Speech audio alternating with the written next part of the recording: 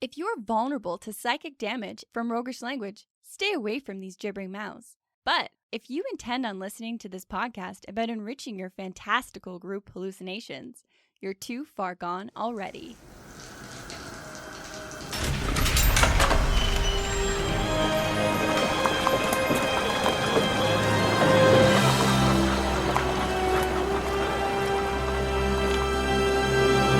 Your next game is going to be full of deception and intrigue. What was that, a robot? It's a doppelganger. Fuck off. Your next game is going to be full of deception and intrigue, and here's why. In this episode, we find some answers to what might make a doppelganger fall absolutely... It's very distracting. Am I getting in your head? Am I making you question your reality? No, I just want to hit you. What might make a doppelganger fall absolutely flat in a game? What would one want, or how would they be role-played? And how would the world be affected by the inclusion of doppelgangers? Welcome to the Hook and Chance podcast. I'm Travis. And I'm his brother, Travis. Okay, let's go back to your doppelganger impression, by the way. Why would a monotonous robotic doppelganger be at all convincing? Just getting his sea legs. Oh, I see. He's just getting used to becoming me? Yeah. Yeah. I mean, they got to start somewhere. I'm his brother, Jordan. Thanks for tuning in. We want to make your game better. We want to help you create a richer, deeper world, whether you're a player or you're a DM. Or you're a storyteller of some kind. Which, if we're sitting down at the table, we're all storytellers. So what kind of challenges come to you in your game? Let us know. But thanks for listening to this episode. So we're going to dive into some doppelganger crazy shit, if you haven't already figured that out by Jordan's impression of doppelganger. And if for some reason you're not familiar with the term doppelganger, it's one of the monsters in Dungeons & Dragons, and it's a shapeshifter. It takes humanoid forms, and that idea goes back so far in history and lore, and it's just like... It's such a gnarly idea. It's a simple, gnarly idea that we all have some connection with, for some reason. Well, I think because we all have a deep-seated psychological terror around our own identity. And imagine, I mean, I don't think anybody isn't unsettled by the idea of a duplicate of them walking around. Yeah, that's like, the setup for horror. It's a terrifying idea. It's supposed to be a bad omen. Right. In some of the legends, if you see a duplicate of yourself, it means something bad is going to happen to you.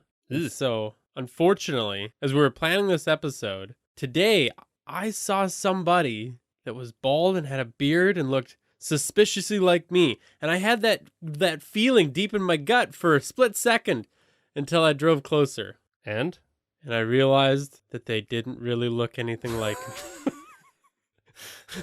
That story was so anticlimactic. Yeah, that's a good finish, eh? Really had some serious payoff at the end there.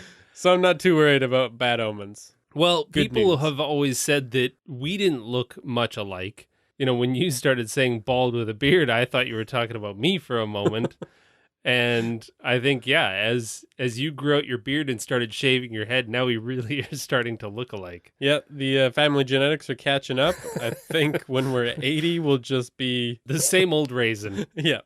Well, like a doppelganger, I'm kind of your ghostly, gaunt mirror image. So, just a soulless husk that walks around and talks like you. Going back to a different legend, if there's a good and an evil version, I think we all know who is the good one and who's the evil one. Definitely the good one. Yeah, right. You just said you're the gaunt. Fine. Fine, I'm definitely the evil one. In folklore, doppelgangers are referred to as the twin stranger, though the name literally translates to double walker. From German, right? Yeah. And personally, I love the concept of doppelgangers.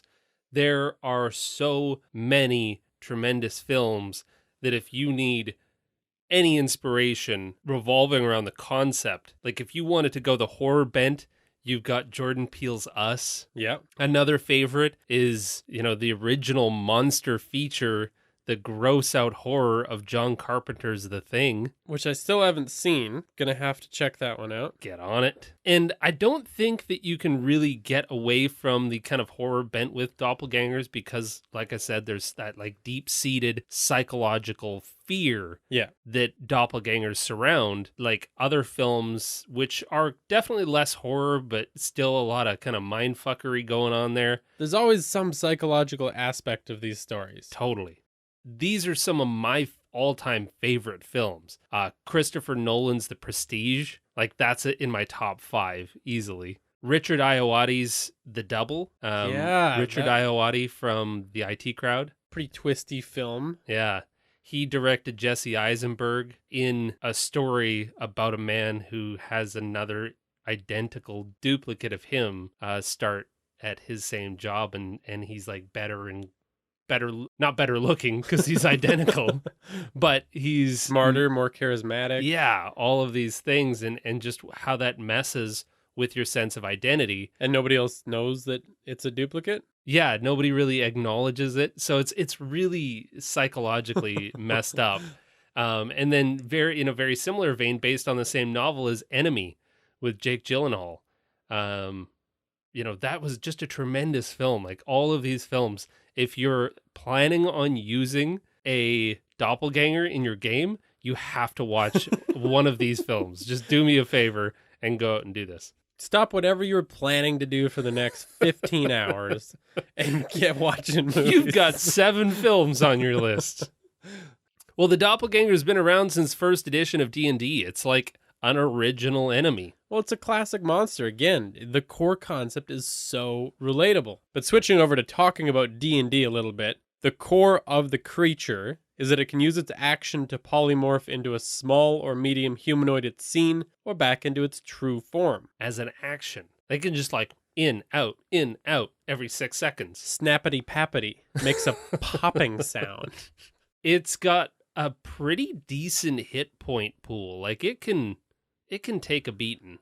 You could stab that one in the heart once or twice. It has a double attack, so it can also give a licking. Now, does it attack with like fisticuffs? Basically, it's got a slam attack. Sure. It'll smack you around. You could throw a weapon in that hand. The real challenge, though, including a doppelganger in your game, has a lot of implications. And if it's not done right, it can be incredibly challenging and have long-lasting impacts on the rest of your game. Because doppelgangers are a mystery. That's the whole point. Kind of a scary mystery, but with a mystery, you build up to the reveal. Mm-hmm.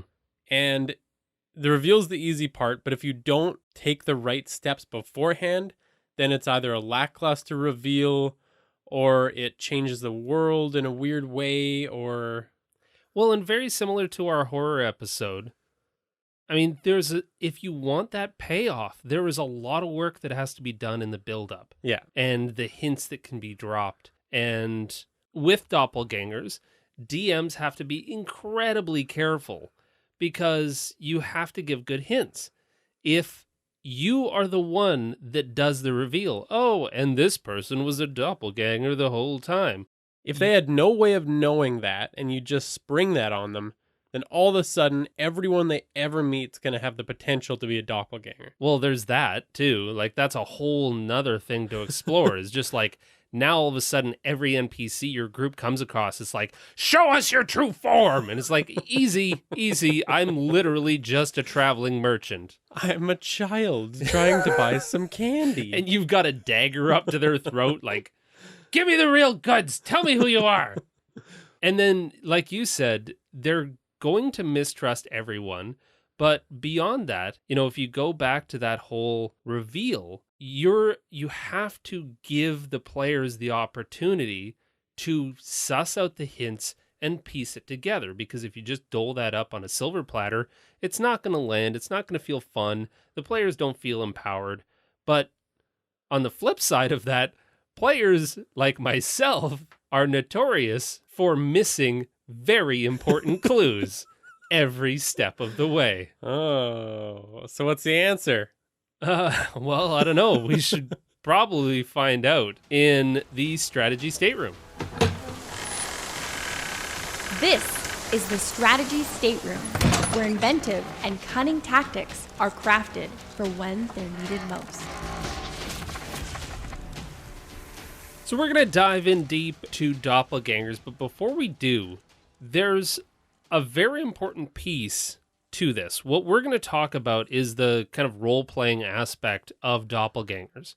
However, doppelgangers are tricky to play in combat too, because there's a lot of emphasis on how they would behave and what their motivations are, as opposed to, say, like a rust monster, just a mindless bug that's going to go after your weapons. This is a thinking, very rational, very devious, like their whole world is impersonation. So their methods and their desires are going to be very different. And so friend of the show, Keith Amon, has an incredible blog. If you didn't hear it on a previous episode, it's called The Monsters Know What They're Doing. And I would say that this episode's kind of a companion piece to the tremendous article that Keith wrote. But Keith primarily focuses on the in-combat stuff. So if you haven't read that, go and check it out. The Monsters Know What They're Doing. Just search for Doppelganger. And our opinion is that doppelgangers serve a rich, deep opportunity for role-playing, and they don't really want to get into that combat. When they do, Keith provides the tools to give you a good fight.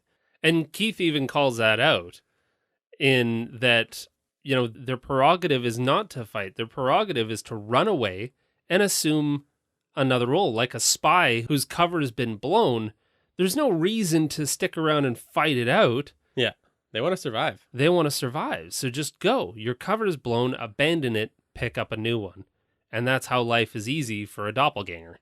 So in order to build up a good doppelganger in our games, we got to understand what they are and what they look like, what they're going to behave like. Primarily to act as a counterpoint to what they become, so that players can figure out what they are and avoid all of the initial problems that using a doppelganger presents.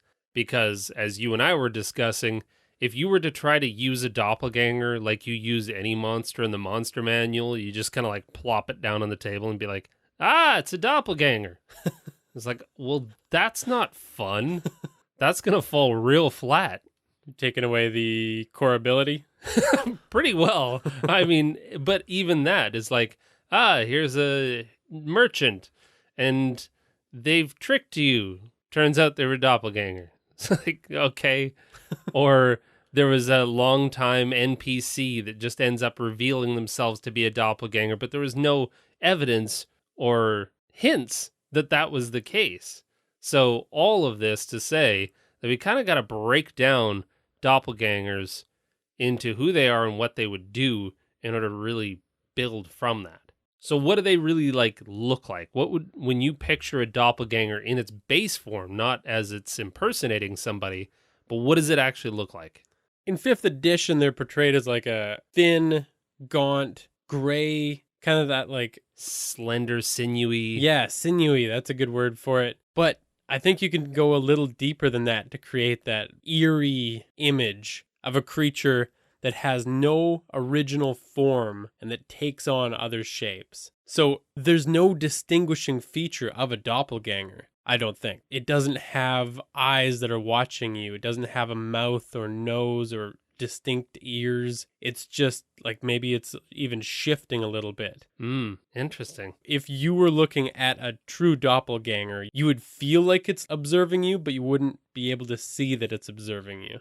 Yeah, that kind of like somebody's watching you kind of sense that you get, like the prickly on the back of your neck, you know, your arm hair kind of stands up. Yeah. And yeah, I like that.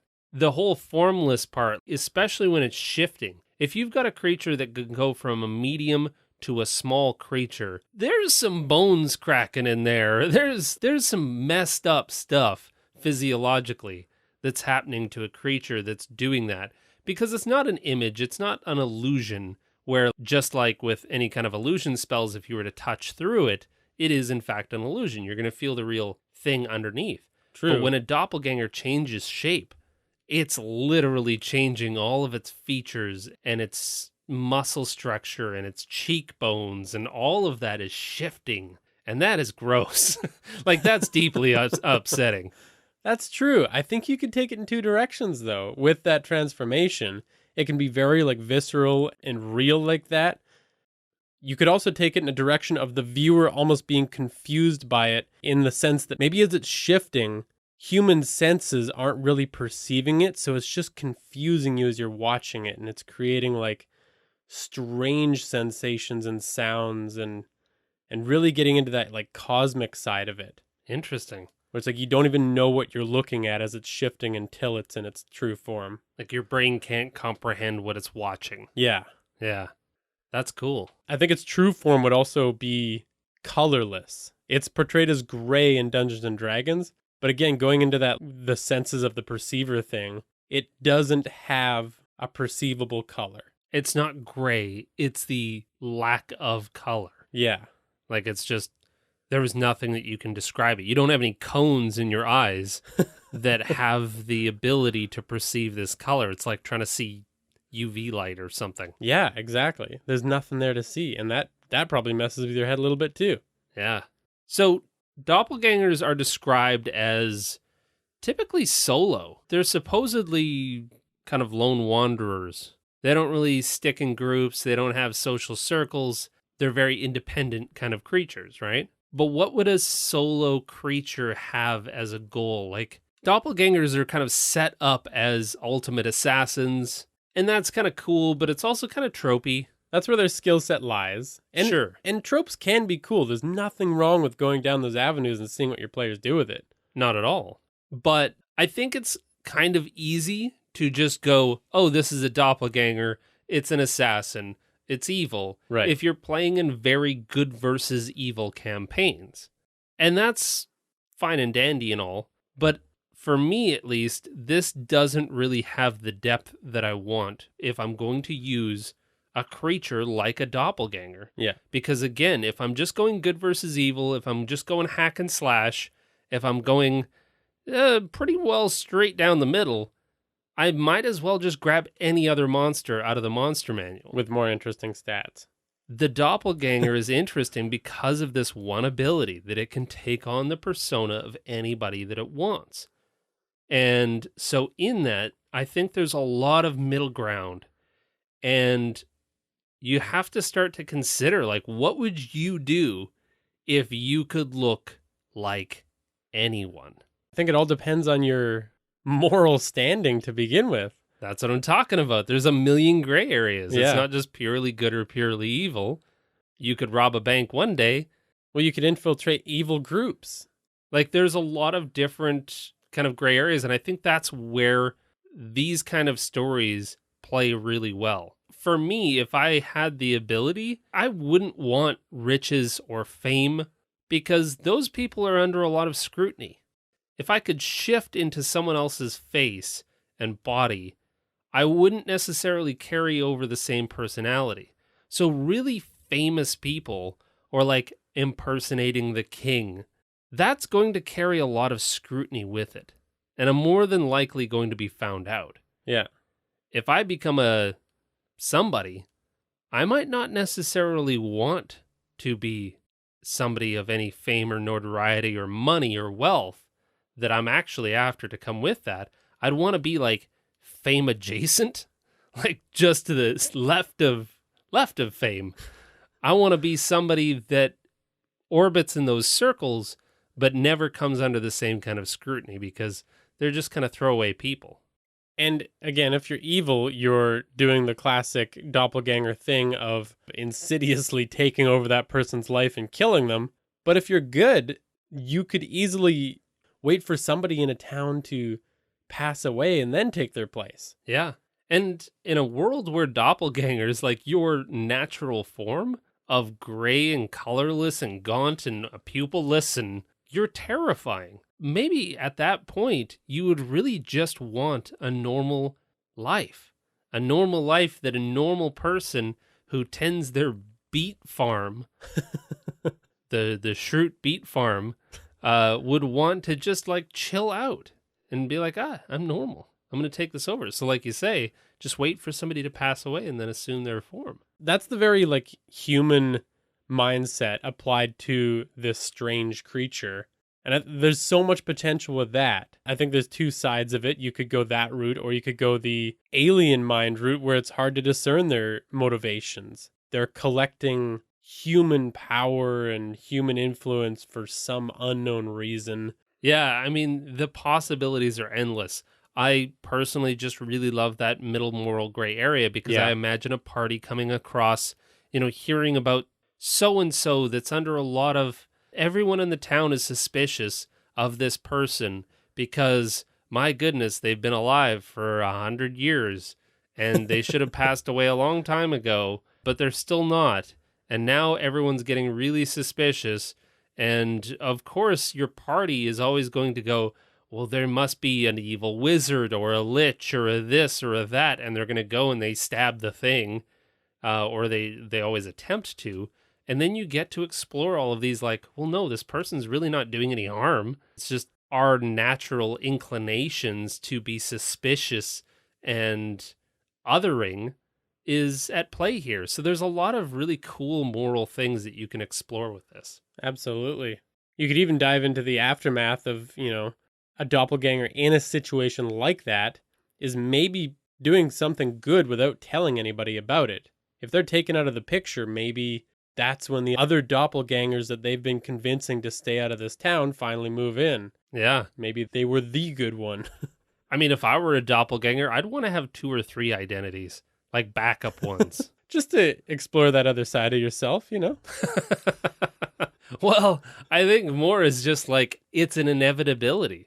When you're a long-lived creature and you're inhabiting creatures with shorter lifespans, or the thing is that doppelgangers don't adopt all of the memories and the thoughts of these people.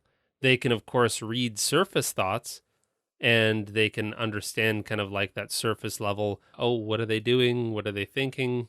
Those surface level things. But they don't adopt all of the mannerisms, so it's really quick and easy to give yourself away. So I'd want a couple of backups. True. Doppelgangers have to be good actors.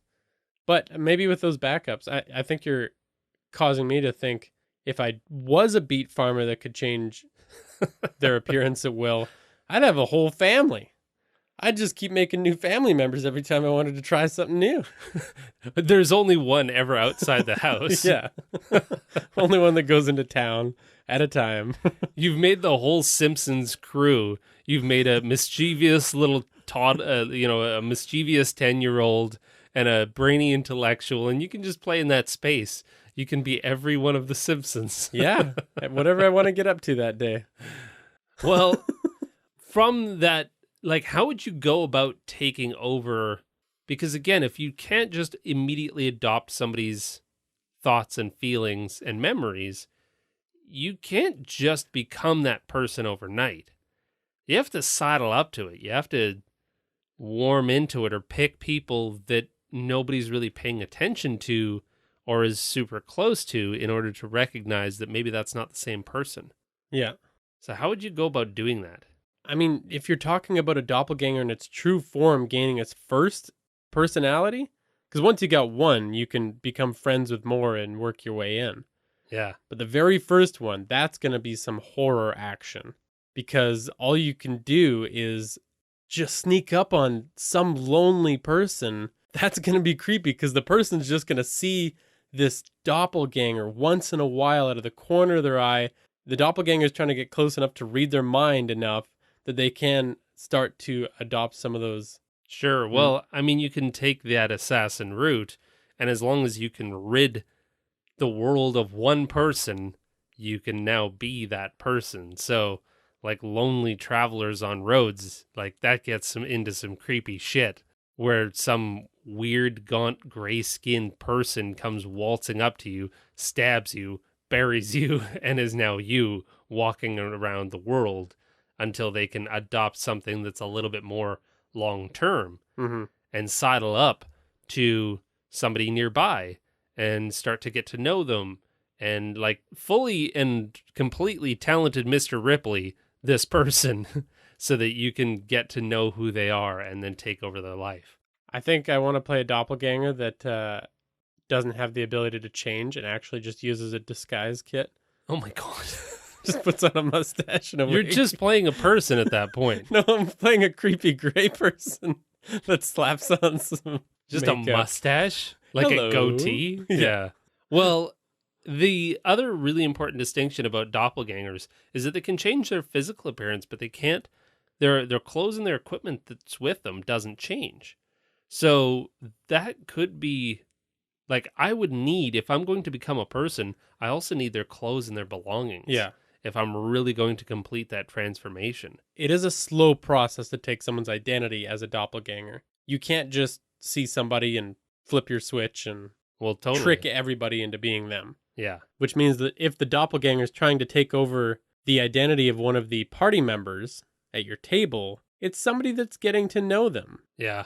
So going back to that original problem of trying to drop hints to players in a way that doesn't feel like you're spoon feeding, but also something that they'll pick up on so that they themselves can figure out that they are indeed dealing with the doppelganger, which is the entire reveal. It's the most important part. We need to figure out what are some of the clues that you can drop that your players can pick up on so they feel that they get the twist. Or at least if they don't figure it out for themselves, at least when you make that reveal, the players look back and say, oh, that all makes sense. Yeah. The clues were there. Yeah. And they were obvious enough that I picked up on them, but I didn't act. Therefore, haha, great reveal. I think one of the things that you can work with in this is that they communicate telepathically. The direct implications of that is if there's multiple of them, things aren't looking good for you. Oh, Jesus, no, you're totally screwed. I mean, they would figure out that they were talking to one another pretty quick. Like if you just introduced, let's say 2 groups came together and 2 of them were doppelgangers, if I'm reading your surface thoughts and you're a doppelganger, I'm going, huh, what's going on in their head? Something's and then different. You're going, hey, I wonder what's going on in his. Oh, hi. Oh, hi. We're having a conversation now. But like, that doesn't stay a secret very long. Yeah. The clues that you draw from that, though, are like what could you drop that hints at a doppelganger reading surface thoughts? Maybe some similar things to like poker tells. Yeah. If the doppelganger's making excessive eye contact, and anytime a dungeon master drops a hint about mannerisms, you almost know it's a clue. So it's got to be really subtle at that point. Yeah. Anytime a DM takes time to describe something, it's like, well, obviously that's something. It's important for a reason. Yeah. Because you don't spend 30 minutes just describing everything in a room. You describe the important bits. Yeah. Yeah. But maybe just little, like a flex of the hands, something that's not evident as being a tell of reading your mind. But again, after the fact, you think, oh, maybe they were reading my mind every time they did that. Well, and the whole point of a poker tell is that it only under certain circumstances does that happen. So when they're being introduced, hi, what's your name? They can't make direct eye contact. My name is so-and-so. And like, that's an immediate tell. Yeah, for sure. You know, that feels uncomfortable. Why can't you look? And if a DM describes not looking in somebody's eyes, well, all of a sudden, you're looking for the reason why. Yeah, what's going on there? Oh, okay. And then eventually they'll let it go. But then it comes back around one more time. Yeah. I think they're a ridiculously high agility. Like if players have an understanding as to what a doppelganger is and that they in fact exist in the world and maybe they've encountered one before, they have an unrealistic dexterity. They have a dexterity score of 18, which means they're incredibly quick moving, and that's almost a potential to break character. Let's say you had kind of an older, wiser, more seasoned NPC, let's say, in their later years. If a player had maybe a hint, is like, oh, I suspect something is afoot?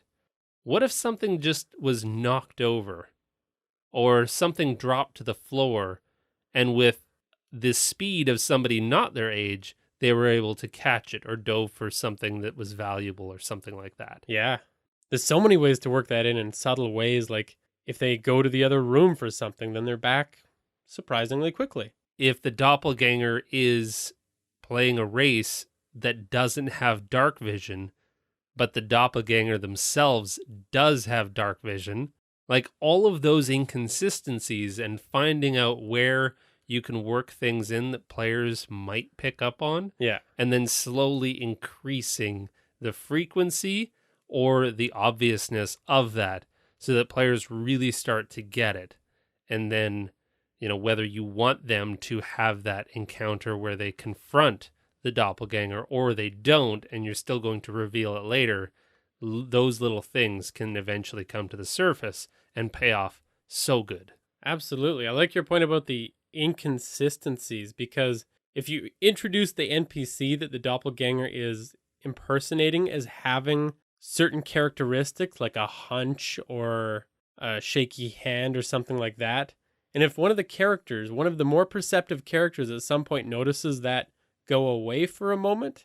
Well, and your players at this point might be rolling insight checks, but we all know that doppelgangers are going to be very adept at doing this. For sure. But a really insightful or perceptive character might pick up on a particular cadence of a laugh. They're dealing with an NPC that is a merchant who looks totally different from the bartender that they met last night. But there's a similarity in the laugh, or it's a very peculiar laugh. Something that carries over. Well, and when you're not conscious of things, it's all of the subconscious things that we don't quite realize. Very similar to, do you remember the Inglourious Bastards? The German 3 versus the American 3. Yeah. Like that gave them away, and with that one thing. So it's those little tiny inconsistencies or similarities between two different characters that maybe the party has encountered that might eventually help the players come to their realization. That's interesting, but it's very tricky to pull off as a DM. And I think the way to do that is when you as the dungeon master are portraying the doppelganger that's portraying somebody else, you have to do those physical characteristics. I know that's getting pretty deep, but I think that's the way to make it subtle. Because again, if you mention it, people think about it. But if as 3 different NPCs, you do the same hand gesture, absolutely, that's something they'll look back on and slap themselves for. Totally. And yeah, it might seem like it's something the DM is doing. Yeah. But then when it all comes back around, God, that's going to pay off so good. Yeah, little things like a love of a certain food or a style of music or a tune that they hum. All of these little things can be dead giveaways for your party. Maybe even a short phrase. The way that they bring up a topic. You're talking about just like a common saying, like chickens have come home to roost. Yeah. If a couple people say that, that's a tiny bit weird. Yeah. Not super weird. It's an odd phrase. They'll pick it up. Maybe they won't. Yeah. And again, it's pretty powerful because you can just keep slipping them in, and whether they get them or they don't, either way, those both are going to pay off. Yeah.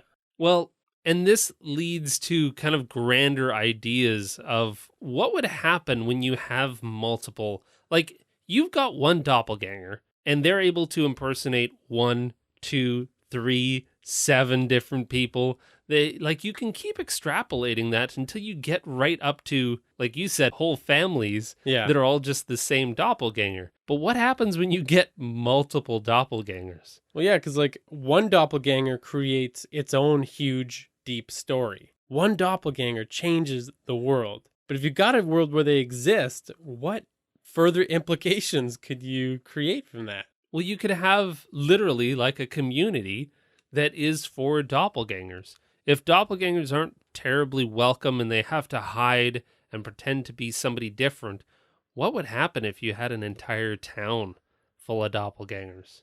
that town would probably grow over time as they came together. Well, if that message got out to say this is a safe place, let's say there's an outlaw who got in trouble for robbing the king. Now that outlaw comes to a town with a couple of various doppelgangers, and they kind of struck a bargain. And the outlaw was actually very sympathetic to the plight of the doppelgangers. Now you have the doppelgangers who have recognized that the law is coming after somebody that has been helping them survive. I'm already imagining a town where everyone in the town looks like the outlaw. Just to mess with anybody that comes to town? Yeah, like you don't know which one of us you're against. That'd be a pretty weird place to be. So get wrecked. If their aim is to throw people off the trail, what if instead of being an actual localized community, these doppelgangers are going out in the world to plant evidence of this outlaw being everywhere? Oh, Whoever's looking for this outlaw is getting 80 reports of their activity in the world. well, that's going to spread the king's men pretty thin looking for this outlaw when they have to go to 30 different towns looking for the same person. No kidding. That's even a quest. Like maybe a party is looking for one, like maybe they've hunted down most of them and there's a few left. And along comes the party to try and keep that last couple safe. I would even imagine like a vigilante squad. If we're talking about one outlaw being impersonated by many, you can create a legend around a vigilante that cannot be killed. Oh, heck yeah. They've been killed like how many times? Or that they just trade off those duties. There's multiple of them. There's 5 of the exact same person, and they all showed up and surrounded the place and got justice. There's some really cool opportunities there. Yeah, the legends that a group that's impersonating one person could create about that person. That's pretty cool. Kind of like the Billy Zane film, The Phantom. What was the core of that? The core of that was that it was actually a family lineage that always took up the mantle. Oh. And therefore this one superhero had been living for like 300 years. Yeah. But yeah, they could accomplish way more than that with the same concept. What if you had a group of doppelgangers that was looking for a bit of that good life? Because in a lot of D&D campaigns, the party starts out not being known. They do a few quests, and all of a sudden they've got some towns that are hailing them as heroes, things like that. So what if you got a group of doppelgangers that wants to tap into that hero lifestyle? Ooh. And your party starts to hear about themselves taking care of stuff in other areas? Well, or just living it up. Yeah. Like, that's kind of going back to the core of having that identity stolen. And what an awful, upsetting kind of feeling that is. Because if you hear about deeds that you didn't do, or somebody living high off of your deeds somewhere else. Off of your reputation, really. Yeah, using and even abusing your reputation. And why wouldn't doppelgangers target that? Legendary figures. Because nobody knows for sure who they are. They've heard stories about them. You don't have to worry about that kind of scrutiny. Yeah. You can just waltz around and enjoy yourself. Well, I think kind of good or bad, this mistaken identity or the stolen identity at the core is what makes them super cool. They're so much fun. They just have so much potential. Yeah, as you can tell, we just can't stop coming up with concepts. But at the core of this, you really need to thoroughly think through, how am I going to approach this character? How do I make them an actual character? Because just a monster as a page torn out of the monster manual, it's going to tend to fall flat. And then alternatively, how do I start to dole out hints so that my players don't feel like I cheated them? You got to put a little bit of effort into this one, but it's worth it. It's totally worth it. So we hope that was helpful. Please throw your ideas at us because we're sure that you've got some pretty cool ideas. If any of these sparked an idea that you end up using in your games, tell us about it. We would love to hear how you were able to implement any of this. So you can share that stuff with us on Twitter, Facebook, Instagram, Discord, and Reddit. Our username is Hook and Chance. Pretty much everywhere. You can also thank Tabletop Audio for the sound effects that you heard in this episode. Go and check out their stuff. They're putting out way more cool soundscapes, and there's a few more. If you're playing Descent into Avernus right now, there is a sound pad of just hellscape sounds. Or if you need a white noise machine going to sleep, there's hellscape sounds. Does that put you to bed? Oh, yeah. The screams and the bubbles. Well, I didn't know that's what tabletop audio is for, but sure. A lot of people do it. All right. Haunted house sounds. Well, thanks for listening and play great games.